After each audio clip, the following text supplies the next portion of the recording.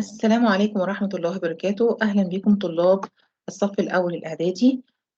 اليوم هنتكلم عن درس الفايلز أند الفولدرز، وهنتكلم أول حاجة عن الفايل.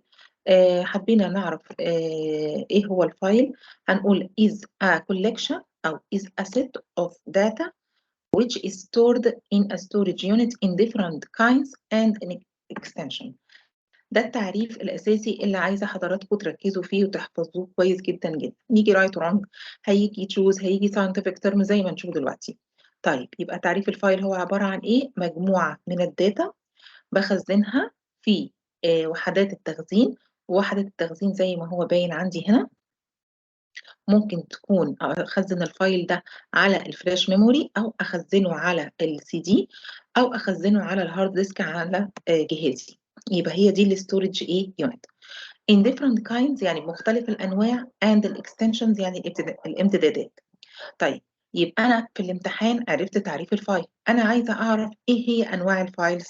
هنيجي نتكلم عن أنواع الفايلز وعن الاكستنشن عشان نكمل باقي التعريف صح.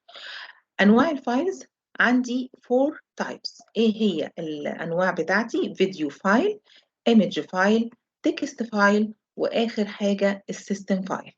طيب معنى كده بالصور كده أنا يعني الموضوع واضح معايا، شكل الفايلز اللي ممكن أتعرف عليها على جهاز الكمبيوتر أو على أي مكان موجود، على موبايل مثلا، على تابلت، هلاقي الأربع أنواع من الفايلز دي قدامي. الفيديو فايلز، وده دايما بياخد شكل الايكونز ده، وعبارة عن ايه الفيديو فايلز ده بيحتوي على contains image and sound. طبعا اي فيديو معناه بسمع صوت وبشوف صور، تمام، وده بيتكريت بسبيشال بروجرامز. طيب لو جينا اتكلمنا عن الايمج فايل، هيقول لي ان الايمج فايل عبارة عن created by graphical programs. فعلا انا لو عايزة أكريت صورة هفتح برنامج الجنب عشان أعمل صورة زي ما هناخد في يونت 2. هفتح برنامج الفوتوشوب أو بعض البرامج اللي بتستعرض لي الصور بس من غير ما أعمل إيديت فيها. المهم إن أنا الإيمج فايل دي عن طريق إيه؟ بتتكريت عن طريق الجرافيكال إيه؟ بروجرامز. خلاص، جرافيك بروجرامز يعني البرامج الإيه؟ الرسومية أو اللي هي خاصة بالجرافيك. طبعا بيبقى ليها different extension برضو، ان انا بلاقي حاجات جي بي جي، حاجات بي ان جي مختلفة في الايمج.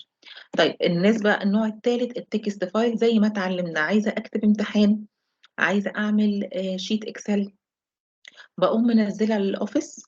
خلاص، اي فيرجن مش شرط 2016، طبعا 2016 تحفة، بس انا ممكن انزل 2010 على حسب المتاح عندي واشتغل عليه. برنامج الوورد والاكسل والباوربوينت and so on، البرامج دي كلها بتعمل لي كان اديت. خلاص، كان اديت يعني تكست فايل اقدر ان انا اكتب جواها. فمثال عليها مين؟ مثال عليها المايكروسوفت ايه اوفيس، خلاص، او الليبر ايه اوفيس، تمام، ودي حاجه حديثه. طيب رابع نوع من انواع الفايلات، وتعالوا بقى هنقف هنا وقفه كده علشان دي بيجي فيها سؤال في الامتحان كانها ساينتفك تيرم وبننساها وبنتلخبط فيها ساعات. ايه هي؟ السيستم فايلز. بيقول لي they belong the operating system programs and sets connected to the computer. يعني عبارة عن فايلات بتخص الاوبريتنج سيستم والبرامج، ودي متصلة بالكمبيوتر. وبعدين قايل لي تحذير هنا must not play with it أو delete it. ليه بقى ما ينفعش إن أنا ألعب بيها أو أدلتها؟ علشان ده هيأثر لي على السيستم بتاعي work إيه badly. تمام، هيشتغل الاوبريتنج سيستم عندي او الويندوز عندي بشكل سيء جدا لو انا لغيت او لعبت بالفايلز اللي قدامي دي.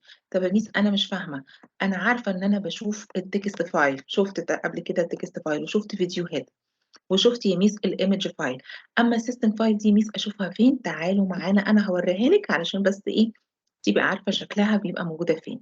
هي المفروض بتبقى موجوده داخل الويندوز، فما ينفعش انا لو شفتها او دخلت عندها، عشان كده بتبقى مستخبيه في السي جوه الفولدر بتاع الويندوز. هنا هنلاقي لو نزلنا كده هي دي السيستم فايل. ميس انا شايفه كل فولدرات، تمام، انزلي تحت شويه كمان هتلاقي بعض السيستم فايل، تمام، اللي عليه علامة الترس ده سيستم فايل، اللي هو غير معرف ده هو سيستم فايل، برضو ده سيستم فايل، تمام. لو انا شلت اي واحد من دولت او لغيتهم هيحصل ايه؟ هيحصل ان الويندوز كأنه باظ عندي، او كمان كام يوم هلاقي ايه؟ طالما حذفت السيستم فايل دولت هيحصل ديستروي للويندوز بتاعي او ورك ايه بقى. تمام. طيب في نقطة هنا احنا عديناها، احنا اتفقنا ان الفايل عندي بيخزن في العديد من الستورج يونت in different kinds، واخدنا اهو الاربع انواع and extensions. يعني different extension كمان طب يعني ايه كلمة extension؟ ده اللي لازم نعرفه مع بعض.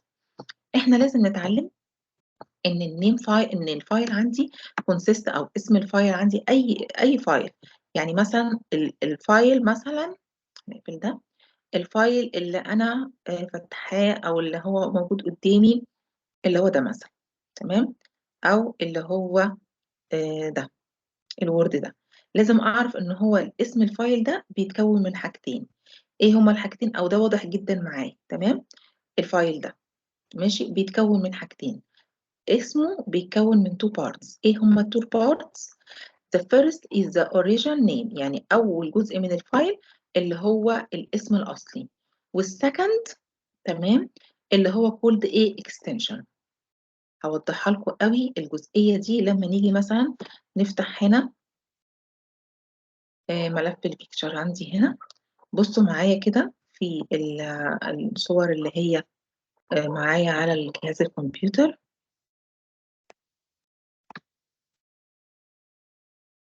تمام، نو ايمج عندي، اوكي مفيش مشكله، ممكن هنلاقيها في اي اسم فايل. طيب واضح ان الدنيا هنا ايه مش موجوده. انا لو جيت عملت كده رايت كليك او بصيت على دي هلاقي نص الفايل اسم الفايل، وبعدين في دوت كده مش باينه، وبعد كده الاكستنشن هنا او هنا او في اي ايمج، يعني هي على بعض الاجهزه بتبان. المهم ان اسم الفايل عندي بيكون موجود في الاول، وبعد كده بيبقى فيه دوت، والاكستنشن بتاعي برضو الاكستنشن بتاعي بيبان لما بقف ثانيه كده، بيبين لي ان انا واقفه على نوع باوربوينت ايه بروجرام. ممكن طريقه تانية برضو بس دي يعني تعرفيها ليكي انتي، ده بيبين لك الاكستنشن اللي هو ده تايب اوف فايل. ماشي.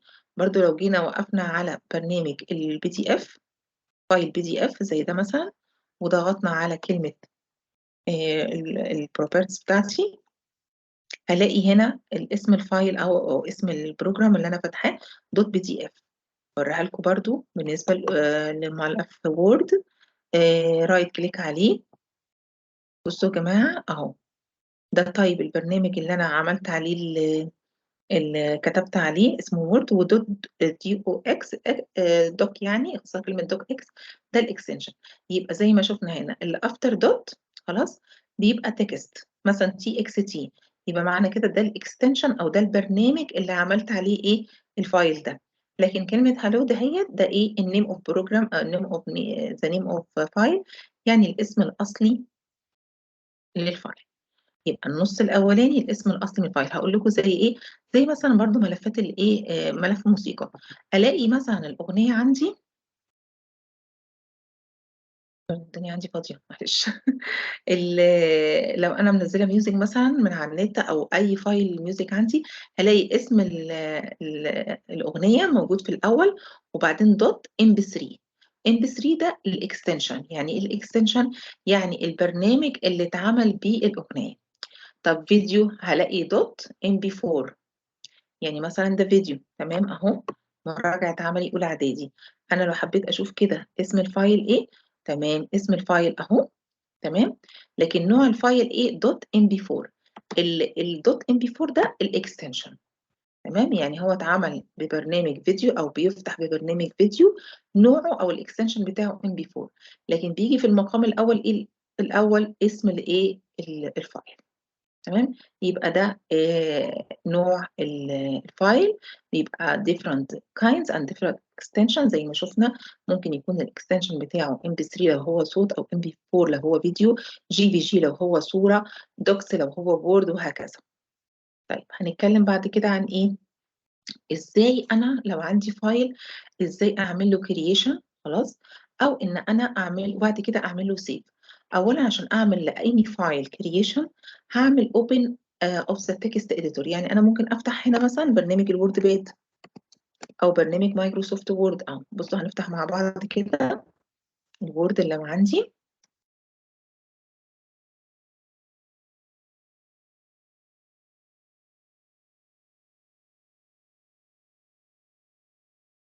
عفوا خد وقت مني شويه. ماشي. وهبدا اكتب فيه.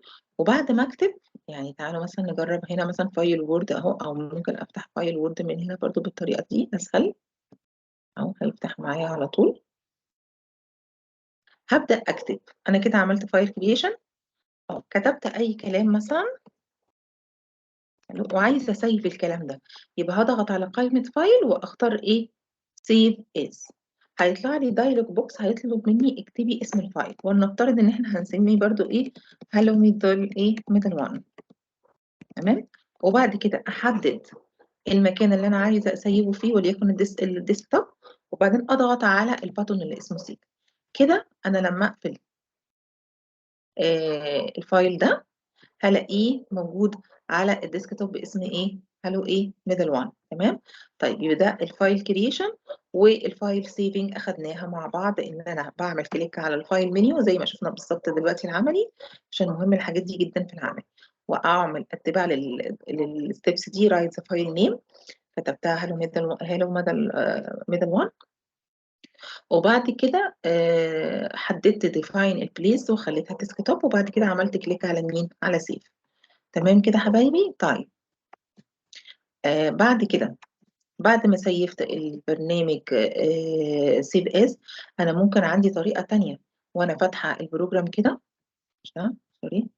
وانا فاتحة الفايل اللي انا سيفته ده كده، عايزة من لوحة المفاتيح اسيف لأول مرة. فهعمل كنترول واس. يعني كنترول واس، انا بضغط دلوقتي من لوحة المفاتيح كنترول واس. تمام. يعني اختصار كلمة سيف، بتظهر لي نفس الايه؟ نفس الدايلوج بوكس ده at the first time. طيب هو هنا عايز يقول لي ايه؟ عايز يقول لي ان في ملحوظة مهمة جدا، ان at the first time to save files the command save is similar to save as. يعني لما باجي اسيف اي فايل في البداية، save زي save as. save معناها كنترول واس، لكن save as كنترول وشيفت واس. يعني انا دلوقتي في الفايل اللي انا واقفة عليه اللي سيفته مسبقا، تمام، لو انا ما كنتش مسيفاه يبقى لو هضغط على كنترول واس هيبقى ان انا بستدعي امر ايه حبايبي؟ بستدعي كده امر سيف. بستدعي امر سيف فقط. تمام. لكن لو انا ضغطت على كنترول وشيفت واس يبقى بستدعي امر سيف اس. طيب انا هعملها من لوحة المفاتيح كنترول وشيفت واس، كده بيفتح معايا على طول السيف اس. هل الاثنين بيقوموا بنفس الاوامر سيف وسيف اس؟ قال لك ات سيميلر فعلا ومتشابهين، بس ات ذا فيرست تايم يعني في اول مره بتسيف الفايل بتاعك. طيب لو لتاني مره يبقى انا مش محتاجه ان انا اسيف تاني مره. يعني ايه؟ يعني اللي انا فيها دلوقتي انا خلاص سيفته كده اول مره. تاني مره بكتب بقى كلام تاني. خلاص بكتب كلام تاني، بكمل الكتابة بتاعتي الامتحان بتاعي أو أي يعني as you want. أنا ممكن أضغط على كنترول وإس فقط يعني أعمل سيف. أنا كده فعلا سيف. بصوا بيظهر حركة هنا بس هي بتبقى إيه؟ سريعة مش بتبان قوي. يعني لو كتبت مثلا آه أي كلام تاني ضغطت على كنترول وإس ولاحظوا معايا الحركة اللي هتحصل هنا. بصوا سيبها معايا. تمام. أنا كده ممكن أقفل خالص وافتح تاني بكنترول واس. على فكرة يعني عملت سيف فقط. تمام. طلع الكلام كله اللي انا طلبت حفظه تم حفظه بالفعل. يبقى معنى كده اول مرة سيف وسيف اس بتكون بنفس الوظيفة. تاني مرة لما اعمل تشينج في الفايل يبقى اقدر اضغط على مين؟ على امر كنترول واس. كنترول واس، بريس على كنترول واس فروم كيبورد. تمام. تو سيف ايه؟ تو سيف ا فايل. ماشي. طيب دي طبعا الشورت كنترول واس دي بنات حبايبي اللي هي الشورت ايه؟ الشورت ميثود او الطريقه المختصره. طيب احنا كده خلصنا الفايل كرييشن، بس لازم نقفلها بان احنا نعرف المقارنه ما بين سيف از وسيف. فهنقول هنا ان save as use when creating the file at the first time. طب ما دي برضو نفس الموضوع، يبقى هما متشابهين او similar في ايه؟ في نمبر 1. نمبر 2، انا لو عايزه اغير اسم الفايل هستخدم سيف اس، او اغير البليس بتاعه مكانه، احطه in different ايه place او in different extension. هنا لو انا عايزه اعمل modifying يعني تغيير بس، يعني زي ما كتبت كده كلمه هلو وبعد كده زودت كلام عليها، يبقى ممكن عشان اسيف الكلام الباقي ده اختار save only. تمام، بس هيتسيف بنفس الاسم the same name and the same ايه the same place. لكن انا لو عايزه اغير النيم في السيف از، يعني عايزه اغير الاسم اللي انا سيفت بيه ده اللي هو فوق ده، تمام، او اغير مكانه بدل ما هو مثلا في الديسكتوب يبقى على دي، يبقى لازم افتح السيف از عشان تظهر معايا الدايلوج بوكس ده. فممكن اغيره مثلا اخليه ميدل 2 واغير مكانه كمان يبقى على الاي مثلا. تمام، في الحاله دي لما ادخل هلاقيه جوه هنا الدرايف ده اي واتغير بالاسم ده، بس ما ننساش طبعا نعمل ايه سيف. طيب تعالوا معايا بعد كده الجزء اللي بعد كده هنتكلم عن الفولدر. ايه هو الفولدر؟ الفولدر عبارة عن place مكان inside storage device which contains a file more and also other folders called subfolders. يعني ايه الكلام ده؟ الفولدر معناه ده فولدر، بصوا معايا كده يا حبايبي، كل ده خالص مش عايزينه، ده فولدر، ده فولدر اللي هو بالايه باللون الاصفر ده، كل دي فولدرات. تمام، الفولدر هو عباره عن مكان داخل الستورج يونت. يعني ايه داخل الستورج ديفايسز؟ يعني ممكن الاقي جوه الديفايسز بتاعتي جوه دي فولدرات اهي، جوه الاي فولدرات وهكذا. طيب الفولدرات دي مكانها بيبقى داخله ايه؟ داخل الفولدر دي ايه يا ترى؟ بيبقى داخلها فايلز اور مور، يعني ممكن احط فيها فايل او اكتر، and also folders، وممكن الاقي الفولدر جوه فولدر، وبالتالي الفولدر اللي هو انسايد الفولدر الكبير هنسميه ايه؟ سب فولدر. ومن هنا قال تعالوا نعرف ايه هو السب فولدر. قال لك السب فولدر اولا عباره عن ان انا بستخدمه عشان يعمل لي عمليه الاورجنايز بروسيس، عشان يخزن لي يعمل لي عمليه التخزين صح جوه الستورج يونت، جوه الدي، جوه الاي، جوه الاف، جوه مثلا الفلاش ميموري. تمام، بطريقه ايزلي اند ايه ويكلي. حلوه قوي. طيب وبتستخدم ومسموح بيها ان احنا نستخدم several folders باسماء تفيد الكونتنت بتاعت الفولدر. بمعنى زي ما احنا شفنا هنا، انا مثلا عايزه احط او اضع جوه فولدر معين مثلا كل الداونلود، او خلينا مثلا البيكتشر، عايزه احط هنا الصور، يبقى اسمي الفولدر سيف فولدرز.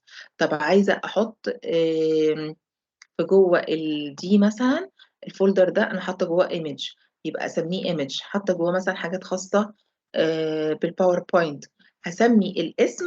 خاصه بالامتحانات هسمي الاسم، بحيث ان انا لما اجي ادور على الفولدر ادور عليه باسمه، فيعمل لي زي عمليه ايه تنظيم. اعتقد ان الموضوع سهل جدا، مش محتاج ايه يعني نوضح اكتر من كده. ده كده السب فولدر والفولدر. تمام، يبقى الفولدر عباره عن مكان جوه ايه الكمبيوتر، وممكن يكون يحتوي على فايل او سب فولدر. تمام، والسب فولدر وظيفته ايه؟ ان هو بيعمل لي عمليه اورجانيز، تسهيل لينا تو ايه تو اكسس للفايلز بتاعتنا بسهوله. طيب ازاي بعمل الفولدر؟ ودي مهمه قوي، دي من اسئله العملي. بعمل رايت كليك على الديسكتوب وبختار امر اسمه نيو فولدر، بتظهر معايا الشاشه دي. خلاص، بكتب اسم الفولدر اللي انا عايزاه وبضغط على كلمه كرييت، وبالتالي بيظهر معايا على طول الفولدر في ساعتها. ماشي، ما فيهاش اي مشكله. لو حابين تشوفوها، انا عندي هي على المفروض على فيدورا، انا عندي هنا ويندوز، فاستسمحكم هي نفس الطريقه، رايت كليك وسلكت نيو فولدر، وبعدين بكتب الاسم اللي انا عايزاه اهو. تمام، انا كده عملت كرييت للايه للفولدر. الطريقه الثانيه وسهله جدا وهي من الكيبورد. بعمل ايه؟ بصوا معايا، بعمل بريس على 3 زراير من الكيبورد، كنترول وشيفت وان، اختصار كلمه ايه امر النيو. طيب هضغط عليه كده من الكيبورد، كنترول وشيفت وان، الثلاثه at the same time. تمام، كنترول وشيفت وان، هيعمل لي على طول المفروض الفولدر. كنترول وشيفت وان تاني معلش اهو ظهرت معايا الفولدر اهو. ابدا برضو ايه اكتب الاسم اللي انا عايزاه براحتي. يبقى انا عملت ايه كرييت فولدر بطريقه الرايت كليك اللي هي السب منيو واختار امر نيو فولدر واكتب الاسم. والطريقه الثانيه لما ضغطت على كنترول وشيفت وان بريس من الكيبورد ظهر لي الفولدر على طول اوتوماتيك في ساعتها على وجربوها بنفسكم بس شرط تضغطي على الثلاث زراير دولت الثري كيز ده هي من الكيبورد عندك. تمام.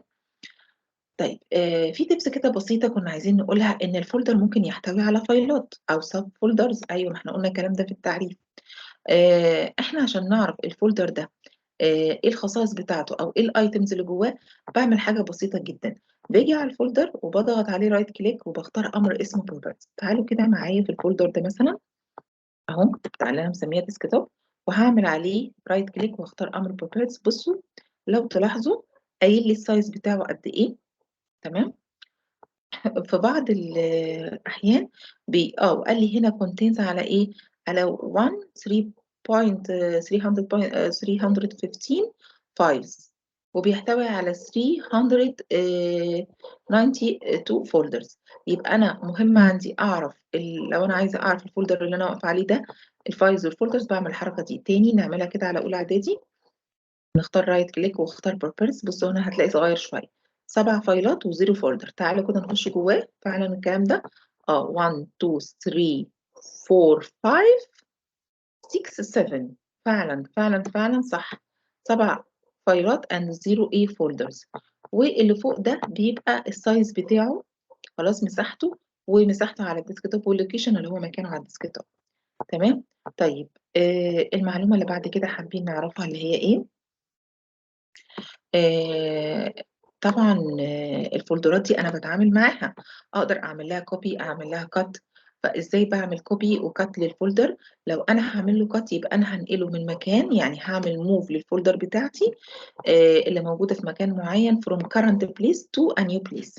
ده مهم قوي النقطتين دول اعرفهم. لكن لو انا هعمل كوبينج للفولدر يبقى انا بعمل ايه سبير كوبي. يعني انا بحصل تو جيت سبير كوبي من الفايل دي او الفولدر in another ايه place. تمام. يعني ممكن يكون الكوبي دي في same storage unit خلاص او or a or any another. يعني بمعنى انا لو الفولدر ده دلوقتي عايزه اعمل له كوبي ممكن اعمل له رايت كليك وكوبي واعمل له بيست في نفس المكان او اروح في مكان تاني اهو بصوا بقى اسمه سكول تو كوبي او اروح ادخل في مكان تاني في الاستورج عندي جوه الدي او او على الفلاش واعمل له في بيست. لو الفولدر ده عايزه اعمل له كات يبقى رايت كليك وبختار امر كات.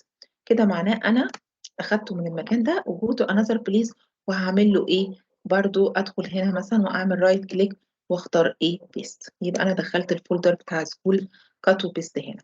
لكن كوبي يعني باخد ايه سبير كوبي. سبير كوبي يعني نسخه احتياطيه او نسخه زياده ورايت كليك برضو بيست وهكذا.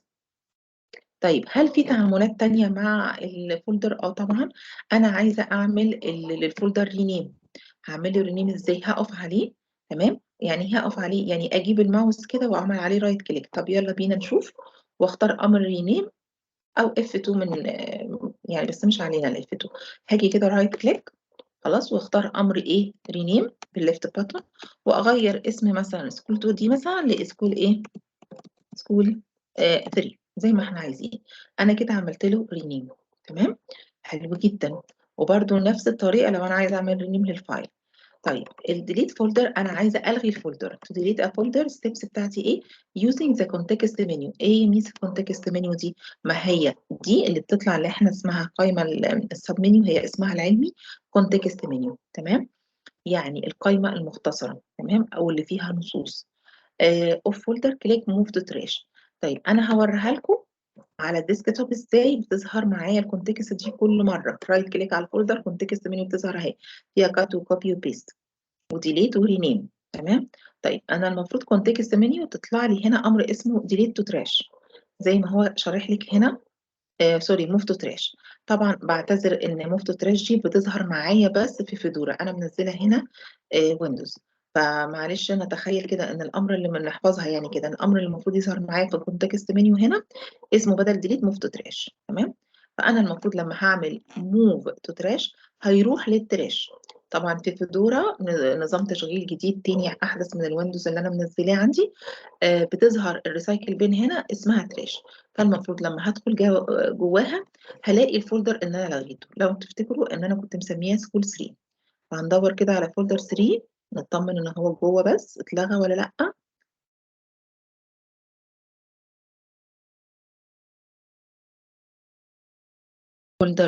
فولدر فين؟ تمام اهو، شايفينه حبايبي اهو. اوكي، بعد كده هرجع تاني نشرح اللي بعد كده. انا لو عايزه الحاجه اللي انا وديتها للتراش دي عايزه اعمل لها ريستور، يعني ارجعها تاني. رجعت في كلامي، فهعمل ريستورنج للايه، للديليتد فايلز اور فولدر. هل فعلا يا ميس اقدر اعمل الموضوع ده؟ اه طبعا بمنتهى السهوله. اقدر ارجع الفايلات الملغيه او الفايلات اللي انا دلتها او الفولدرز من التراش فروم تراش. ازاي؟ بان انا لازم الباسكت دي او التراش دي اللي انا دلت فيها الفايلز او الفولدر هلاقيها جوه موجوده زي ما شفنا، واقدر ارجعها اجين. ازاي الستبس بتاعتي؟ تعالي بمنتهى السهوله. هروح عندي هنا للتراش خلاص، وهعمل كليك على اللي انا دلته ده اهو، رايت كليك كده عليه، واختار امر ريستور. بس المفروض في تراش هتبقى نكمل الامر مع بعض، ريستور فروم تراش. يبقى انا لو ضغطت على الامر ده ريستور فروم تراش، بصوا كده معايا يا حبايبي، هنلاقي الفولدر رجع تاني اهو في مكانه على الديسكتوب اللي انا كنت مسميه سكول 3. تمام، يبقى ده طريقه الارجاع ريستور فروم تراش. زي ما احنا شايفين الامر عندي في ويندوز اسمه ريستور، بس عفوا هنا عشان لازم نذاكر صح في العملي اسمه ريستور فروم تراش، يعني الارجاع من التراش او الباسكت اللي انا دلت فيها. طيب حصل ان انا بعد ما دلت مثلا فولدر اسمه ساوندز مثلا في التراش، لا انا عايزه ادلته فور ايفر. بصوا هنا ظاهر لك في الكتاب الوزاره اهو الامرين ظاهرين بالمنظر ده. لما بعمل رايت كليك وكونتكست منيو بتظهر ديليت فروم تراش يا ريستور فروم تراش. انا عملت ريستور فروم تراش. طيب افرض انا فتحت التراش واخترت اي فولدر بس عايزه ادلته ادلته بيرمننت. يعني ايه ادلته بيرمننت؟ يعني الغيه تماما من على جهاز الكمبيوتر، وده اسمه الديليت فور ايفر. تمام، الديليت فور ايفر ان انا ما اقدرش ارجعه. كانت ايه؟ ريستور اجين. تمام، كانت ريستور اجين دي او ان انا بعمله ديليت فور ايفر ان انا بدخل على التراش واقول مثلا الفولدر ده او الفولدر ده او حتى لو فايل، انا هضغط عليه رايت كليك واضغط على امر ايه، ديليت فروم تراش. كده معناها انا لغيته من الريسايكل بين. تمام، ومش هقدر ارجعه تاني ابدا. لكن لو انا عملت رايت كليك وريستور فروم تراش يبقى هيرجع يروح مكانه زي ما حصل في الفولدر. احنا كده انتهينا من الدرس بتاعنا، بس يا ريت تعالوا نحل مع بعض الاسئله. أول سؤال بيقول لي the type of the file can be identified through its icon or extension. العبارة دي المفروض هتكون صحيحة. تمام، إن أنواع الفايلات ليها ايكونز، شكل ايكون محدد طبعا واكستنشن. طيب the permanent number 2 the permanent delete in trash can be restored again. أنا لسه قايلاها. تمام، اللي هي الفايلات اللي هي ملغية تماما، اي حاجه انا لغيتها تماما انا ما اقدرش ارجعها تاني. يبقى النمبر 2 wrong. نمبر 3 cut and paste of the folder means repeating it to get a spare copy. طبعا cut and paste مش بتعملي spare copy، اللي بيعملي spare copy الكوبي and the paste. يبقى wrong. اخر حاجه file can be saved by using shift plus s. لا، control plus s دي الاجابه الصحيحه. يبقى هنا برضو wrong. تمام، يبقى نمبر 1 قلنا مع بعض ايه؟ right. number 2 wrong. number 3 wrong، علشان لازم يكون التصحيح بتاعنا هنا هو الكوبي. تمام، ونمبر 4 wrong عشان كنترول بلس ايه اس. طيب بالنسبة للديفرنس بين طبعا ممكن تيجي فايل اند فولدر وسيف اند سيف از قلناها، وديليت اند ديليت فروم تراش. هنرجع للبوكلت شيت المدرسة هتلاقيهم انسرز عندكم. والسؤال الأخير الساينتفك تيرم سهلة جدا. أول واحدة file belong to operating system and component connected to computer never play with it. دي طبعا الفايلات اللي بتخص نظام التشغيل على طول أجري وقبل ما اقول ان هي السيستم فايل لازم اعرف ان هي دي الفايلات الوحيده ان انا لو عملت لها ممنوع ان انا اعمل لها ايه بلاي او اعمل لها ديليت، لان دي متصله بمكونات الكمبيوتر وممكن توقع لي الجهاز وتوقف لي الشغل تماما ويبقى bad work، الاوبريتنج سيستم يشتغل بشكل سيء. يبقى هنكتب هنا كلمه system file a collection of data stored in storage units in different extension. ده طبعا تعريف الفايل. بشكركم وإن شاء الله أقابلكم في الحصة اللي جاية إن شاء الله، والسلام عليكم ورحمة الله وبركاته.